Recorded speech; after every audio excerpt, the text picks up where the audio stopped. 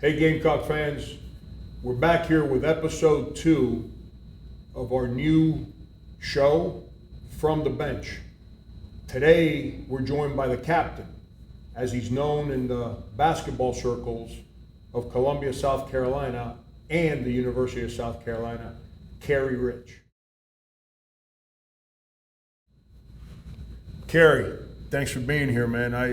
Like I said, from the moment I got in town, I heard, you got to talk to Carey Rich. He's the captain, and I figured that the captain was just because that was your title as a player here.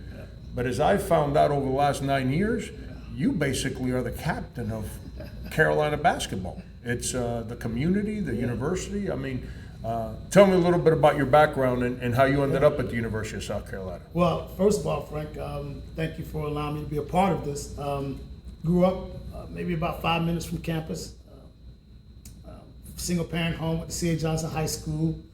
First guy to ever come out of the high school, play Power 5 basketball, and I could not have written a better script for my post-playing days here at the University of South Carolina. Now, not only do I work for the city of Columbia, but still have very, very close relationships and associations with the University of South Carolina, and I don't think anyone could ask for anything better. But it's been really fun, a whole lot of fun, just kind of using this experience, maximizing the basketball experience, and turning it into not only formidable relationships, but lifelong friendships that are able to help me do different things in the community. I'm very passionate about the community that I live in because of where I grew up at, and just having the University of South Carolina, the basketball experience behind it certainly has made it a whole lot easier. It's, I'm glad you said all that. It's because in my 9 years here, I've met a lot of your peers, guys that you grew up with that played here at the university and guys that played elsewhere. And I've met guys that did play here. That it's just, and the one thing, and you and I, we have formed like an unbelievable friendship off the court. But the one thing that I've learned is how proud you guys are in Columbia, South Carolina, for the basketball fraternity that this city has. And regardless of who it may be, regardless of where they may have played at, that brotherhood is always there. Share some of those guys that impacted you when you were young and the guys that then in turn came up after you. Yeah, I was fortunate enough to come through arguably the greatest basketball era in not only Columbia, but South Carolina back in the late 80s, early 90s. And we started with Alex English, former University of South Carolina and NBA star. And right after that, you had Xavier McDaniel and Tyrone Corbin. And the one thing that I appreciated about all three of those guys, they wrapped their arms around us up and coming guys who wanted to fulfill that dream that they were living. And they supported us. They shared their intimate knowledge with us. And some kind of way, Frank, I don't know how, but some kind of way in the late 80s, I kind of became the point of contact for organizing pickup games. And when Coach Fogler first got here, Coach Fogler I think was here for maybe a couple of months. And the one thing Coach Fogler said was, "Your name is no longer Carey, your name is the mayor, because you know everyone in Columbia." So I became the point of contact with pickup games here on campus. We graduated from the pickup games and now going to the local high schools because of the relationship with the local high school coaches. And all of those guys that we played against, even though we weren't on the same team, we all respected each other. And we have this old saying that even though we didn't play with each other, we are still one big family. And we still live by that creed. We still live by that code.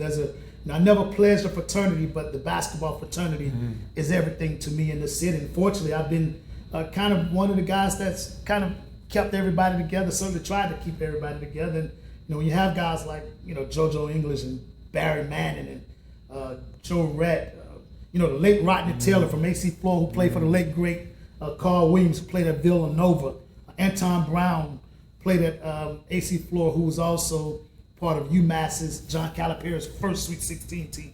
We can go on, and then you had the B.J. Mackey's to follow myself and other guys, Larry Davis and Melvin Watson, and the list just goes on and on. And the one thing that I'm proud of is that regardless of the era, regardless of the generation, regardless of the school, we all remain very, very close, and there's a healthy level of respect that's shared amongst all of us. It's and it's obvious. I said this in the previous episode that the rich, powerful history of Columbia basketball isn't told the way it needs to be told. It's like a hidden secret because of the incredible people. I've shared this with you before.